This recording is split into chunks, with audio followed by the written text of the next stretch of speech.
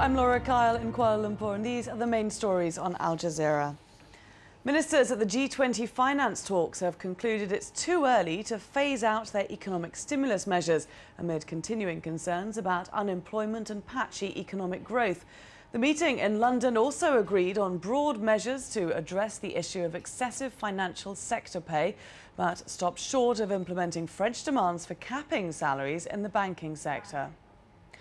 At least 3 people have died after a ferry sank in the Philippines. A representative from the ferry company says more than 850 passengers and crew have now been evacuated, but dozens remain unaccounted for. The captain decided to abandon the ship as it started listing. Our correspondent Margot Ortigas has more details.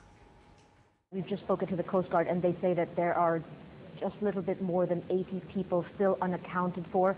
They don't want to qualify these people as missing or indeed possible fatalities.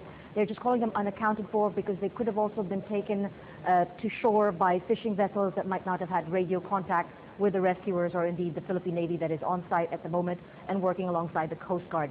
There is also another ferry that was sent in by the shipping company, Aboitiz Shipping, that is already there and has taken some of the survivors on board for immediate medical attention. Security forces in Pakistan say they've killed 43 Taliban-linked fighters in the Khyber Pass in the country's northwest. The army launched a new operation in Khyber this week to crack down on fighters who fled the offensive in the Swat Valley.